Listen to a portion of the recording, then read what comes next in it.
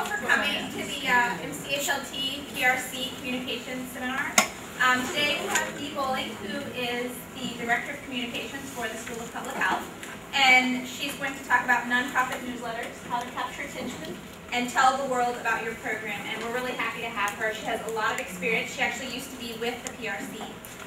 And so she's going to talk a little about what she does now and some of the things that we can use to advertise our programs that we're going to be working on. Thank you all for having me here. It is sort of strange to be in this position because I used to have Lisa's position, so I would be coordinating speakers for this particular series. So it's a little strange to be on the other side. As Shopay told you, I'm the Director of Communications here at the School of Public Health. And part of that is producing Global Health Magazine, which I hope all of you are familiar with. And we also have the Global Health e-newsletter. And then when I was with the Prevention Research Center, we would put out a newsletter as well, plus have good experience and other past background.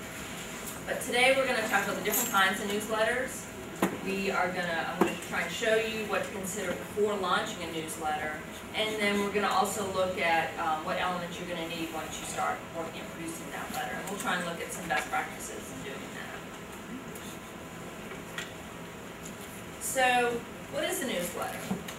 I kind of looked it up in the dictionary, and according to Merriam-Webster, a newsletter is a regularly distributed publication generally about one main topic that is of interest to its subscribers. And it says newspapers and leaflets are types of newsletters. Now, it's interesting that it says one main topic because, I get a lot of newsletters and they're about more than one topic. So I think this is a little bit limited in its scope. I think the term newsletters is a lot broader than that. And I think more importantly, what a newsletter is marketing. Because even though we kind of think of marketing as something in more of a commercial realm and not in a nonprofit realm, you're still really trying to sell your organization. Whether you're trying to sell volunteers on the idea of coming and working for your organization, or like for us, we're trying to, some of the things we do sell students and the idea of coming here, or you're trying to sell the idea of donors to give you money so you can do more of those good things that you like to do. So pretty much that's the point of doing news. And this was typically what we used to always think of as a newsletter. It was something like this, or something like this. It would be folded a lot of times as it's mailed, and it would be mailed. You would get it definitely, in the mail. It would come in your mailbox.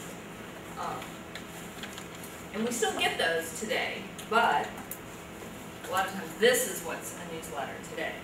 Now I did give this talk when I was in Lisa's position back several years ago, and since that time, so much has changed. At that time, there were electronic newsletters, but they were nowhere near as common as they are now. I would say I probably get 4 or 5 different newsletters in my inbox almost every day. Some of them that I solicited, some of them that come out of the blue.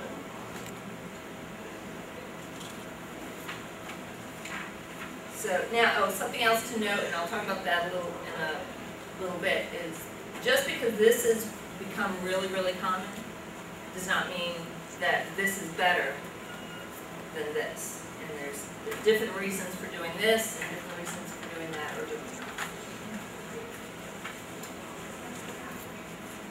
So why are you going to do a newsletter? A lot of times you're going to get into a position and you may have no background necessarily in writing or whatnot, but your boss is going to decide, we need a newsletter. We've got to get something out there, and you're going to do it. So suddenly you've gotten a promotion. You're not just a program manager, you're an editor now. So most of what I'm going to talk about today is if you're starting a newsletter. If you're getting into a position that there's something already in existence, it's going to be a little bit different than if you're trying to start something from scratch and trying to figure out what you're doing. But you can still use a lot of the tips. So if you're an editor, you've got to find out a few different things. The first thing you want to find out is, who's this newsletter going to go to? Who is your audience? So you want to think about, is it going to go to donors? A lot of times that's who you're marketing to. You want to get funds. It could be going to your stakeholders. You could be doing some research and you want to send it out to the stakeholders you're doing it on. You may want to encourage volunteers, so you're going to send it out to your volunteers.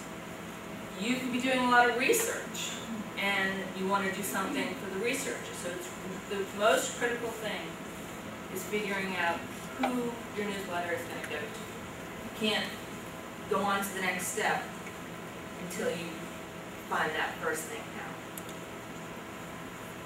And you may also have multiple audiences. You may not just be sending it to one audience, and that will be a consideration as well. Okay, so you figured out who you're going to send it to. Why are you going to send the news? It's great to know that you want to send something to them, but if you don't know why you want to do it, you've got some more work to do. If you're sending it to donors, we've talked about the fact that you may want to get funds from them. But you also want to show them what their money, if they've already sent you money, you want to show them what their money is going towards.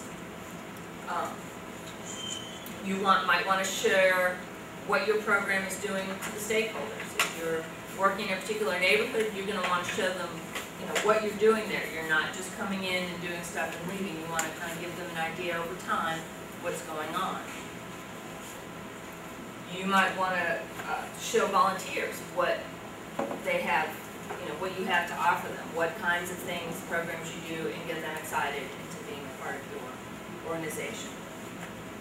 If you're sending it to researchers, a lot of times they're going to want to know facts and figures. They're going to want to know what your research is doing, why they should be interested, why they might want to work with you, why they may want to use your results. And you could even have a general audience. You may just generally want to send it out to the public, and that's going to be something to think about. You may just want to update generally. So the next part is you want to think about how often you're going to send this out. And when you start, you're going to be really, really excited. You're going to think, oh, I want to do this all the time. I want to send something out every week, or at least every month. You want to kind of temper that enthusiasm and think in advance what you can commit to. Consistency is really, really important. Something I really have a pet peeve about is when you go to someone's website and you want to see what they've done in the past, and you go to look at their newsletter, and you'll see in 2008 they did 8 newsletters. Then in 2009 they did 6, and last year they just did 2. So they started off real strong, but they didn't stick with it. They didn't give that kind of consistency over time, and it reflects badly on your organization. If you're starting something and then not keeping up with it, they're going to think, what's wrong, what's going on, is there a problem? And there may not be a problem. Someone may be just saying, I don't have enough time to keep up with this. And so you got to start in the beginning to commit to what you're going to do. So don't bite off more than you can chew right at the beginning. It's better to start more infrequently and work up to more over time than to start with a lot of them and start cutting back.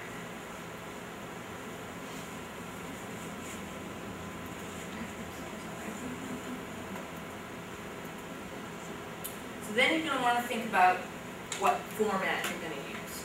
Are you going to print something in-house? Well, actually this is a print in-house. I don't know if I have an example of something printed in-house. So you're going to print something off on your office computer. Are you going to have it professionally printed? Or are you going to go with one of those online email newsletters that we talked about? And a lot of these questions are going to lead back into your audience, which we'll talk a little bit about in a minute.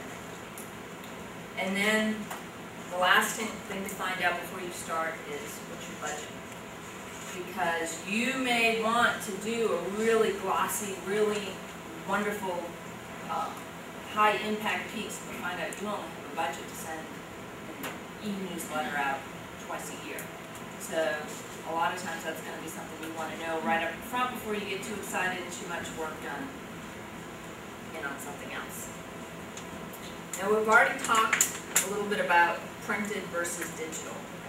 And printed newsletters are kind of considered the old school format. It's something that's been done for a long time. But if you're trying to impress a donor, something like this, something nice, printed, professionally printed, is probably going to impress them a lot more than something you send to their email. And I'm also going to talk about some statistics on that as well. And also, depending on the demographics of your audience, you may be sending it to people in the community who don't have internet access. So if you only do an online e-newsletter, it doesn't do you a whole lot of good for the people who you're trying to get it to. Now, digital newsletters, we've already talked about, those have exploded in the past few years. And it's pretty easy to set up, which is a good thing. And it's easy for subscribers to set up. You can pretty quickly develop a large database of people to send it out to. Just because you're sending it to them does not mean they're open. So it's really important to think about open rates and click-through rates, which are when they click on something in your newsletter and get to your website or wherever your newsletter is housed, is an important consideration. And there'll be some handouts on that. You may have already picked them up that talk a little bit about that. And you may want to choose both formats. You know, at the School of Public Health, we've been doing Global Health as a magazine for a while, and this is really kind of considered also a newsletter because it is more or less on one topic. And we, prior to this, example of it was a regular newsletter, and kind of built up to this, and we now have an e-version of it, an electronic version of the newsletter. So, and we do both. We send out the printed copy and we send out an electronic newsletter. Because a lot of our alumni are overseas. We don't mail to overseas, so we want to make sure that we get to the widest audience possible. Now these are those statistics I was telling you about. And this may or may not be generalizable across nonprofits. But this is from the Council for Advancement and Supported Education, and they did a reader survey. And this was about magazines, but I think it could apply to newsletters as well. And they found that overwhelmingly people preferred print, which you kind of think, oh, everybody wants things consumable. They want it in electronic format to read on their phone and whatnot. But they found that people really preferred print.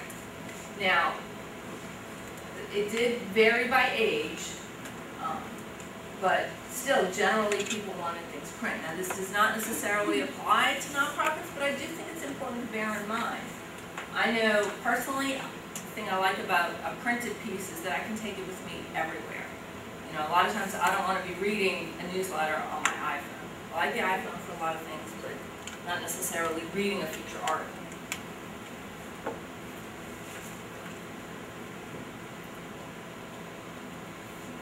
Oh, and back on the previous one. Something also, knowing that your readers prefer print isn't going to help you a whole lot if you just plain don't have the budget for it. The Audubon Institute has had both a printed piece and an electronic newsletter for a number of years, and when the economy started turning bad, they changed their printed pieces. It was a little bit less expensive. And they kept sending that out. But they recently went to a digital-only format. Even though their readers prefer the printed piece, the economics are what they are. And sometimes even though you aren't going to be able to do the best case scenario.